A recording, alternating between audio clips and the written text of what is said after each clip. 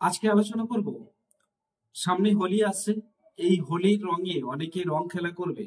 আর এই রং থেকে হতে পারে যেসব পার্শ্ব প্রতিক্রিয়া, যেমন অ্যালার্জি বা অন্যান্য অ্যালার্জি ঘটিত বিভিন্ন রকমের পার্শ্ব প্রতিক্রিয়া, এবং এর যে হোমিওপ্যাথিক চিকিৎসা এবং এর যে সতর্কতা, অর্থাৎ হোলির আগে আপনি কিভাবে হোলি খেলবেন এবং হোলি খেলার পরে আপনার স্কিন বা শারীরিক কোনো সমস্যা হবে না, সেটা নিয়ে প্রথম থেকে শেষ পর্যন্ত ভিডিওটি করা হয়েছে।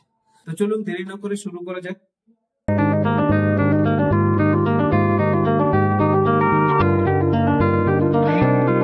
যারা হোলিটা অসতর্ক ভাবে খেলছেন তাদের জন্য আজকে এই ভিডিওটি। সর্বপ্রথমে আপনাদের বলবো, প্রাকৃতিক বা ভেষজ উপায়ে যেসব রংগুলো তৈরি হয় সেই রংগুলোকে আপনারা ব্যবহার করার চেষ্টা করুন। প্রয়োজনে রং ভেষজ উপায়ে কিভাবে তৈরি হয় তার জন্য ইউটিউবে অনেক ভিডিও দেওয়া আছে, সেই ভিডিও দেখে আপনারা রংটা তৈরি করুন। আর নইলে সম্পূর্ণ ভেষজ উপায়ে তৈরি যে রংগুলো মার্কেটে পাওয়া যায় সেইগুলো আপনারা ব্যবহার করুন। দেহের যেখানে উন্মুক্ত থাকে অর্থাৎ আলগা থাকে সেই জায়গাগুলো কোনো একটা ময়েশ্চারাইজার ব্যবহার করুন, আর নইলে নারকেল তেল ব্যবহার করুন। তাহলে দেখবেন যে আপনার স্কিনে যখনই কোনো রং পড়বে আপনার স্কিন কিন্তু সেই ভাবে কিন্তু আর ক্ষতিটা হবে না।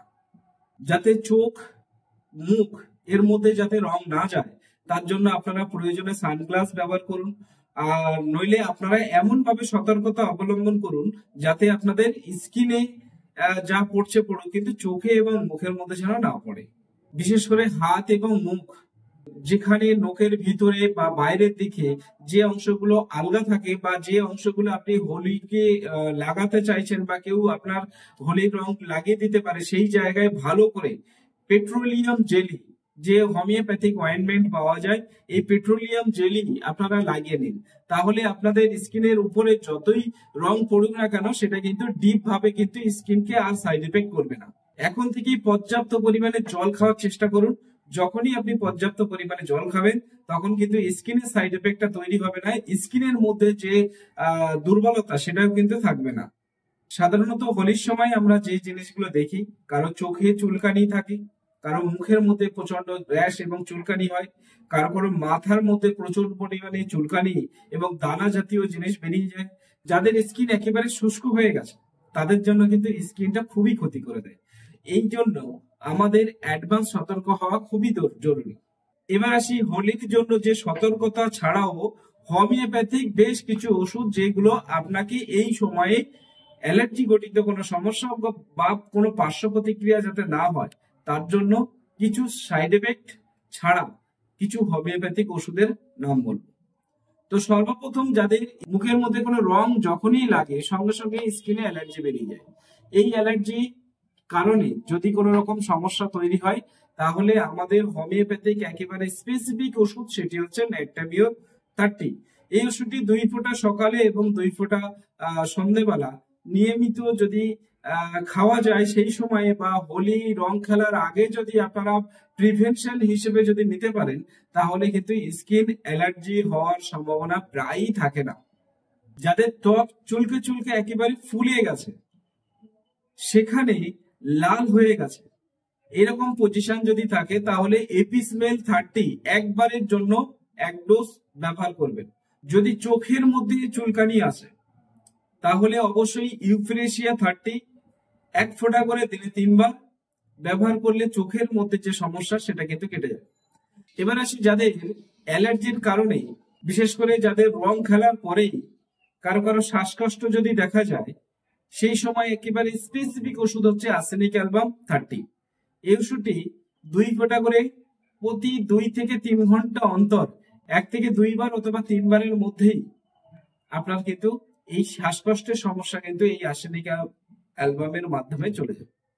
এবং দ্রুত যদি শ্বাসকষ্ট বৃদ্ধি হয় তাহলে ইমিডিয়েট আপনারা ব্লাটা ওরিয়েন্টা মাদার টিংচার, এই ওষুধটি 10 ফোঁটা কুসুম গরম জলের সাথে পেশেন্টকে সেবন করাতে দিন, দেখবেন তার শ্বাসকষ্ট ইমিডিয়েট বন্ধ হবে। এবার আসি চুলের যত্ন। রং খেলার পরে যাদের স্কিনে চুল ঝরার সমস্যা তৈরি হয়েছে তাদের জন্য হোমিওপ্যাথিক একেবারে স্পেসিফিক ওষুধ, সেটি হচ্ছে থুজা 200। এই ওষুধটি 2 থেকে 3 ফোঁটা একবার করে 2 থেকে 3 দিন ব্যবহার করলে এই সমস্যা আস্তে আস্তে চলে যাবে। এবার আসি হোলি খেলার পরের দিন। যেহেতু যারা হোলি খেলেছেন, কিছু কিছু হোলির রং আছে কোনোভাবে সেটা তোলা যায় না, সেটা শরীরের মধ্যে বা গায়ের মধ্যে লেগে থাকে।